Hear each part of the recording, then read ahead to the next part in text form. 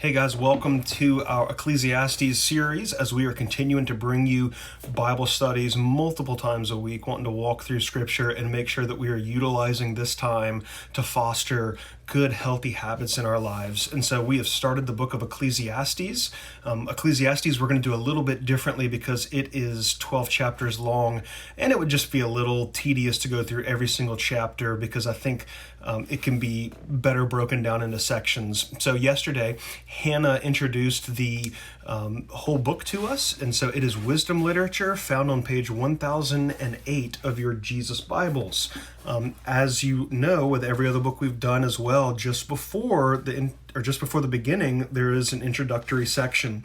So on page 1006, you will get all that information that answers the who, what, when, where, and why of the book that helps you understand the context of it.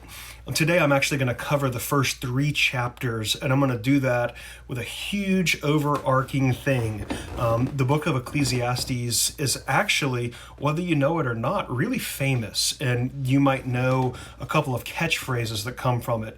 Maybe vanity of vanities, all is vanity, or meaningless of meaningless, all is meaningless, is what the author, who some think is Solomon, others think is someone else. I tend to lean that it's someone else, not necessarily Solomon.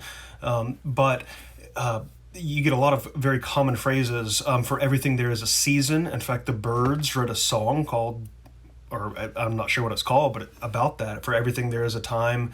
And so we get a lot of kind of catchphrases from Ecclesiastes, but nobody really knows, or not a lot of people know, what Solomon or the author is talking about here. So in the first 3 chapters, what happens is this person, the author, or the actual Hebrew word is the kohelo, the teacher is what that would be, is subjecting themselves to a test. This is a test on what is the meaning of life. And a lot of us wrestle with that because we look around us and we open up our eyes, and especially right now, I think a lot of us are coming to grips with this, and we say, why is this happening? Why do bad things happen to good people? Why do good things happen to bad people? And in the end, everyone dies. And so no matter how hard you work in your life, or if you just sit on your couch and don't do anything for the rest of your life, we all kind of end up in the same place. We end up in the grave. Now, heaven or hell, that's not what he's addressing here. But what he's saying is that, it's all kind of a spitting into the wind. It's all kind of meaningless. And so the author begins to investigate what the true purpose and true meaning of life is. Now, here's what he does. This person, and people will say it's Samuel, people will go in a different way with it, but obviously has unbelievable wealth and access to virtually anything.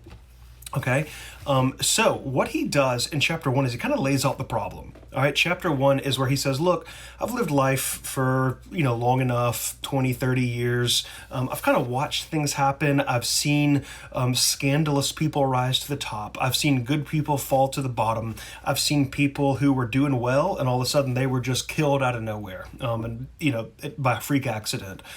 He kind of saw all this and said, well, what's the point of all this? How do I live well, or where do I find sustaining joy? And so he lays out that problem, and then he goes and he begins to investigate various ways of life.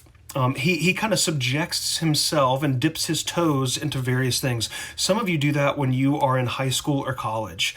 You're opened up into new realms, into new worlds, into kind of scenarios that you've never seen before, and you say, maybe I can find joy and lasting sustainment over here. Maybe I can find meaning in this thing. And so a lot of times we switch from group to group to group. We go from jocks to dance to art to politics, whatever it is, trying to find some sort of meaning. And that's what the author of Ecclesiastes is doing. So in chapter 1, he kind of lays out this problem. And then in chapter 2, he dives headlong into pleasure. The first experiment that he runs is pleasure.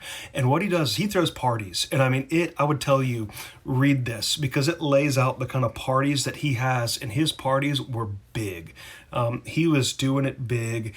But then he kind of found that, hey, after several weeks of just partying hard, this is kind of boring, kind of the same old. So then he starts working hard. He starts trying to build for himself a legacy. He builds buildings. He builds parks. I mean, this guy is big deal. He plants forests, all right? My daughter and I literally just 10 minutes ago planted a garden. So we had 4 packs of seeds. This guy planted a forest, all right? So he's trying to achieve, and at the end of it, he says, it's kind of meaningless. And then he kind of gets to working hard and building a fortune for himself, or amassing even more fortune. And he says it's meaningless. And then he comes to this point where he says, there's a time for everything. There's a time for people to work. There's a time for people to die. There's a time for people to move on. There's a time for people to discard things they've done and walk away from people. And he really wrestles in the first 3 chapters with the issue of indulgence. So this idea of indulgence, of doing everything to excess, all right? I think we in America specifically wrestle with this issue, and we have bought into the same lie that the author has bought into in the first 3 chapters here. And I'm not even saying he bought into it, but I think we have actually believed that it's going to help us. He kind of knew. In fact, in chapter 1, he says, I did all of these with the guidance of wisdom. So even in it, he kind of knew this is just a test. We're just testing things out.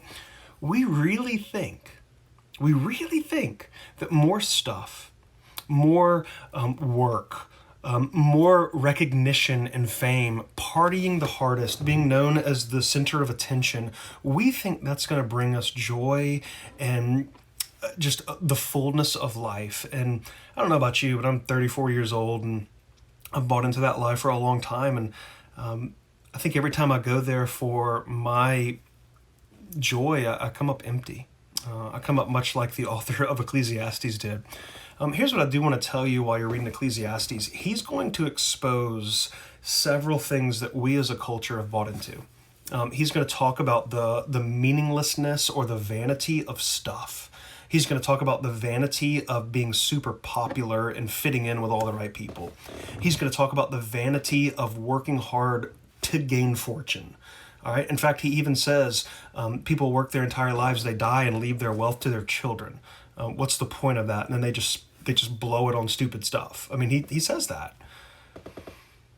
So I want you to wrestle with what lies have I bought into? What lies have I believed that I think these things are going to bring me joy, whether it's partying, whether it's stuff, whether it's popularity, fitting in, having name recognition, whatever it might be. And the author is going to go through and one by one diffuse each of those lies. And in the end, he's going to show us what the thing is that brings us lasting satisfaction and joy. So go ahead and read the first 3 chapters of Ecclesiastes. It is not for the faint of heart. It is kind of a dismal book. It's very interesting, but it's a dismal book until you get towards the end, the last 2 or 3 chapters. Anyway, we love you guys. Hope you're hanging in there. And again, we're meeting on Wednesdays at 6:30 to 7:30, just a Zoom check-in. This week, we're going to do some breakout rooms, depending on what topics students want to talk about. So we'd love to see you there. We will text out the code on remind.com.